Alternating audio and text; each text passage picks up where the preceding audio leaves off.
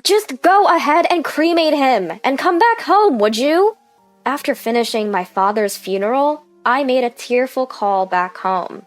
Elvira, my eldest son's wife, screamed into her phone so loud it seemed like it might burst. Look, if you don't come back now, we'll have to cancel David's beauty salon appointment. What's more important to you, a dead old man or your young grandson? That's when something inside me snapped. How dare she refer to my dearly departed father as just some old man? I've been quiet and obedient until now, but I've reached my limit. Cereza, is something wrong? I turned around to find Jake, my late husband's adored junior colleague, standing there. Jake, I have to go home. What? Aren't they starting the cremation soon? When I told him about Elvira, his expression changed immediately. His eyes filled with anger. Cereza, you don't have to go. I'll talk to her. Without waiting for my reply, Jake turned and sprinted away. I thought of calling him back, but then reconsidered. If Jake's genuinely angry, my daughter-in-law won't get off easily. Well, maybe that's for the best. She didn't even allow me to pick up my father's remains and was trying to boss me around. Let's consider Jake's sudden intervention as a bolt from the blue. There's a thing called karma, after all. I'm Cereza, a 55-year-old administrative assistant at a pharmacy. Since losing my husband 6 years ago, my life was peaceful living with my eldest son, Elliot, until he got married. He works factory shifts that don't align with my schedule, but life was tranquil. The tides turned about 4 years ago. My eldest son suddenly announced he was getting married. Turns out his girlfriend was already pregnant. Things just sort of flowed that way on our third date. You could say we were blessed with a baby. Third date? You've barely been together. What can you do? A child is on the way. There wasn't much I could say to that. My daughter-in-law had lost her parents at a young age and had no one else to rely on for her first childbirth. So they moved into my house. Having a stranger in my home didn't sit well with me, but given the circumstances, I couldn't say no. After moving in, my daughter-in-law started out humble enough, but that changed after giving birth. I've shown mother-in-law her grandchild's face, and one day I'll be the one taking care of her. I'm busy with a baby, so you can handle all the household chores. She became pretty brazen about it, complaining if meals, laundry, or cleaning fell behind. I thought it would change as baby David grew, but even at 3 years old, it hasn't. I've put up with her because, well, what else can you do? Any mention of helping out is met with nonsense. Do you realize if anything happens to you, mother-in-law, I'm the one who'll have to look after you? Well, yes, but... So let me focus on work and raising my child. For now, you've got everything else, right? She calls herself an illustrator. She does have some gigs, but she's an unqualified freelancer who doesn't even handle her taxes properly. She neglects parenting, too. For some reason, she insists on bathing the child herself, but beyond that, she doesn't seem to care much. She shows zero concern for my son, who's burning the candle at both ends with his 3-shift job. All she seems to care about is her long, straight hair, which she treats at expensive beauty salons. In my eyes, there's a growing rift between my son and his wife. But they have a child, so I've been biting my tongue and making do. My 80-year-old father has lived alone ever since my mother passed away. Living with you would make me too dependent and weaken me. It's better to tough it out alone. No matter how many times I've offered to live together, he stubbornly refused. I could tell he didn't want to burden me, his thoughtfulness shining through his words. As if I would ever consider it a burden. I've always adored my dad since I was a kid. He was laid back, never sweating the small stuff. When Mom crashed his car into the fence, or when I spent the night out with my first love, he would just laugh it off. The only time he would get really mad was when I bothered other people. Every morning we'd text each other to make sure we were both okay. Dad had worked hard to learn how to use his smartphone, mastering his messaging app. Whoever woke up first would send a sticker, and we replied to confirm we were both well. It was our morning ritual. But that morning, there was no reply from Dad. Usually, I'd get a sticker of a smiling sun, his favorite. Even calling him got no response. Worried, I sped to my parents' home before heading to work. I unlocked the door with trembling hands, rushed inside, and found my dad. Dad? He was lying in the hallway, clutching his chest. I hurried over, but he was already gone. Dad? Dad! By the time I was desperately calling out to him, he had already passed away. Overwhelmed with grief, I couldn't do anything but cry. My eldest brother, Elliot, took care of the funeral arrangements. Thanks, Elliot.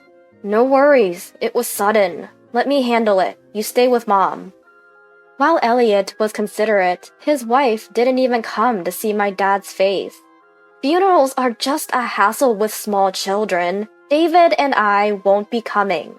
She had promptly informed me. In my state, I didn't have the energy to be angry about her behavior. It was a small family funeral, with only about 10 relatives attending. Even without her, it wouldn't cause a stir, or so I thought.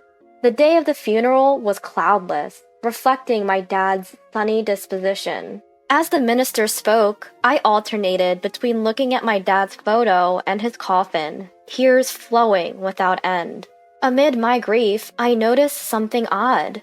My brother Elliot's pocket kept vibrating again and again. Before the ceremony, I had given him my phone to hold because my mourning clothes didn't have pockets. Clearly, he was curious, but couldn't check during the funeral. In the end, it had to wait. Mom, it's from Elvira, said Elliot, handing me my phone after the ceremony. It was filled with missed calls from his wife. Elvira only calls me when she needs something. I wonder if something happened to David, Elliot mused, his face serious. Well, I'll give her a call then. I said this and moved to a corner in the hallway to make the call. The phone hardly rang before my eldest son's wife picked up. Do you have any idea how many times I've called you? I'm sorry, I was at a funeral. What's going on? Right after I said that, a piercing voice filled my ears. Today is David's salon appointment! Come home and drive him there now! I didn't immediately understand what she meant. Okay. After reflexively responding, it dawned on me what she was demanding. She wants me to leave my own father's funeral to take my grandson to a beauty salon. But I can't. My father's cremation is about to start. I can't take David today. What? Cremation? Your grandpa isn't coming back, you know.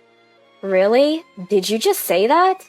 Elvira, it's inappropriate to call my father's cremation that. Just let them burn him and come back home. Ignoring my objections, my eldest son's wife ranted on.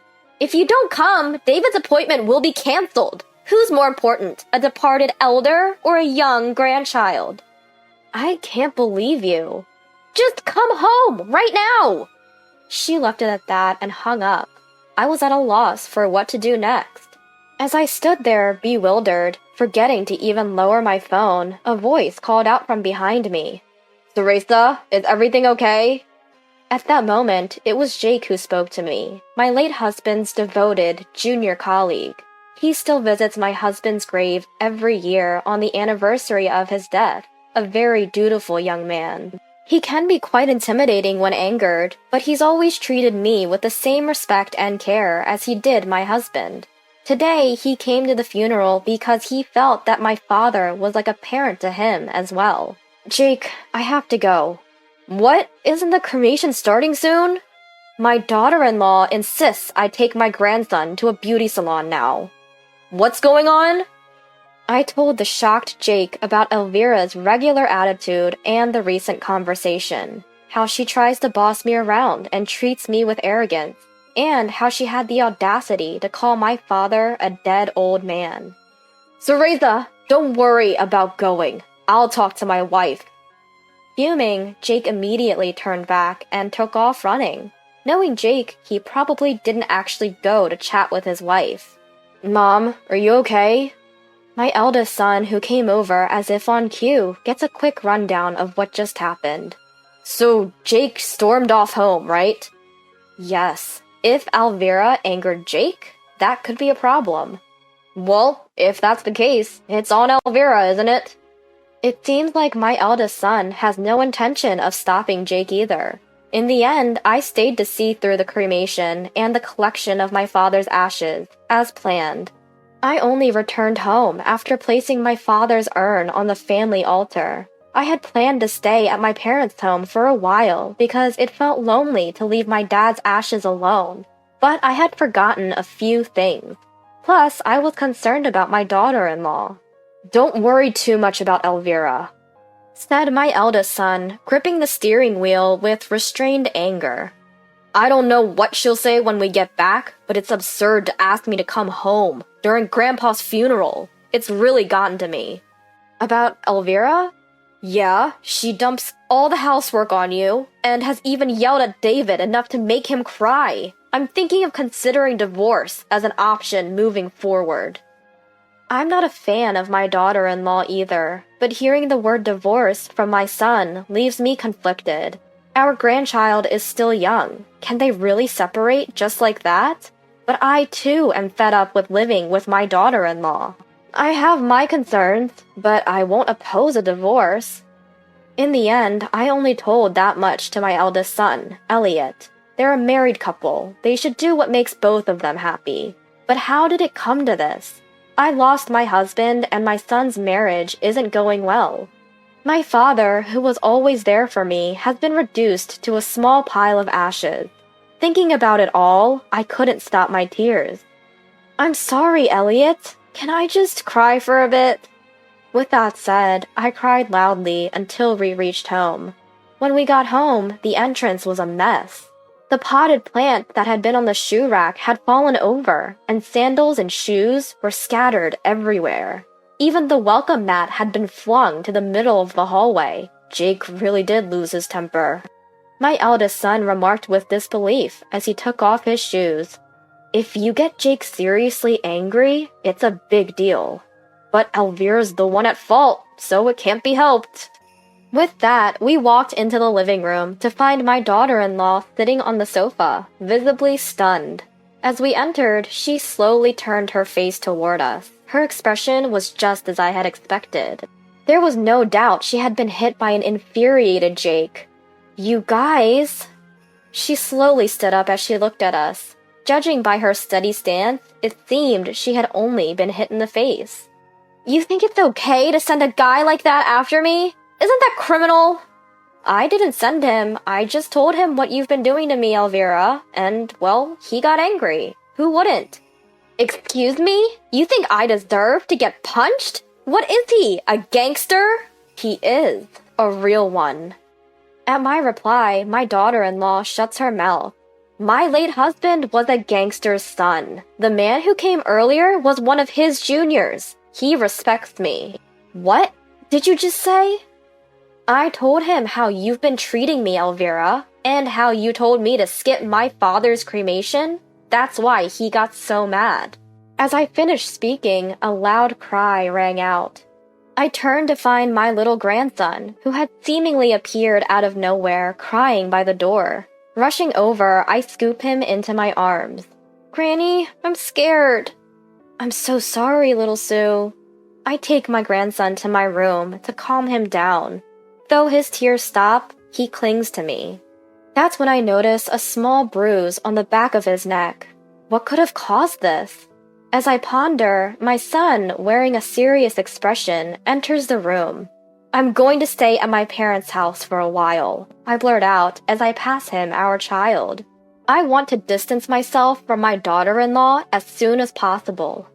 I get it. I don't want to be around Elvira either. Okay, I'll handle Elvira. Don't worry. Thank you. Please do.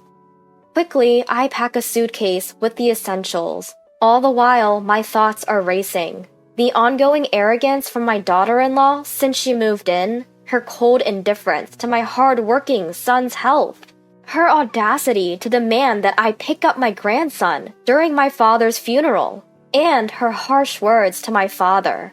What Jake did might be socially frowned upon, but it was a relief for me.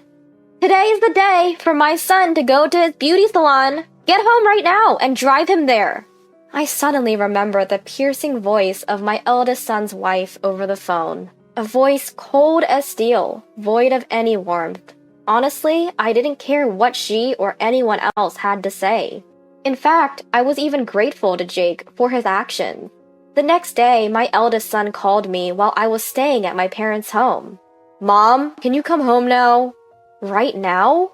As soon as you can. There's something important we need to discuss while David is at daycare. His voice carried an ominous tone. Feeling that this was no small matter, I sped home. As I burst into the living room, I found my son looking more serious than I'd ever seen, sitting next to his wife on the sofa. Mom, sorry for calling you like this. What's going on? Elvira has been doing something terrible to David. Terrible?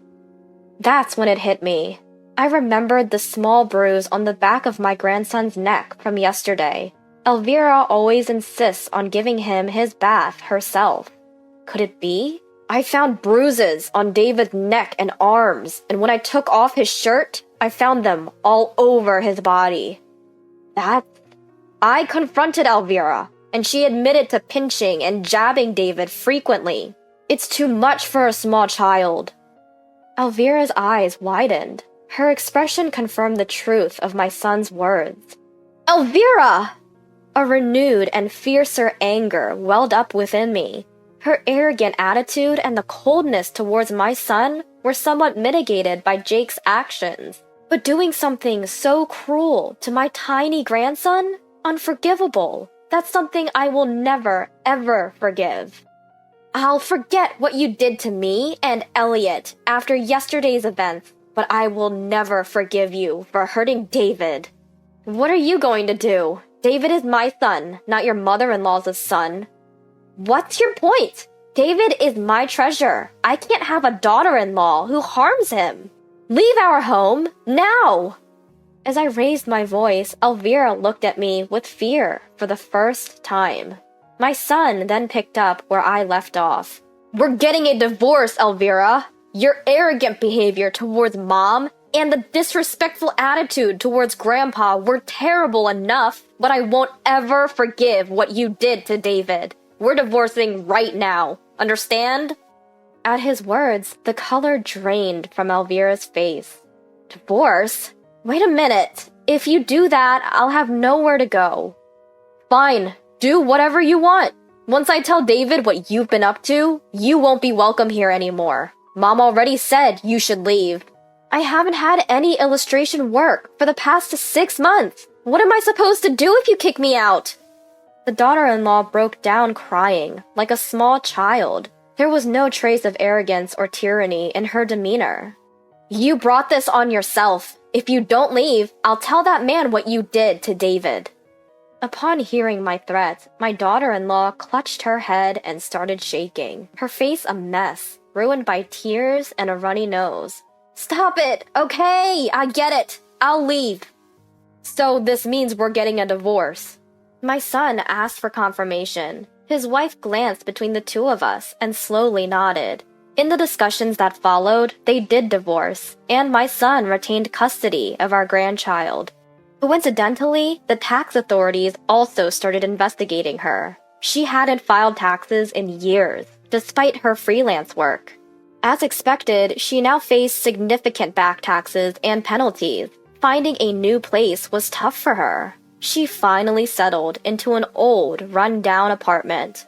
After the divorce, she's juggling multiple part-time jobs to make ends meet and pay off her tax debt.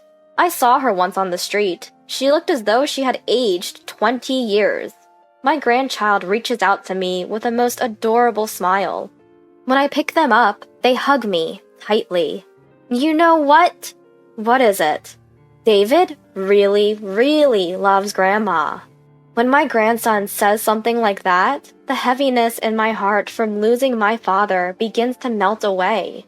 My divorced eldest son, Elliot, sends David to daycare when he works daytime shifts. But when he's on evening or night shifts, he relies on me to take care of the little guy. Weekdays can be a bit hectic, but time spent with my grandson is always a joy. I can't keep mourning my father forever. There are plenty of responsibilities that come with supporting Elliot, who's decided to raise his child alone. And someday, when David grows up, I hope he becomes a kind man like my father. I'm committed to giving all the support I can to make that happen.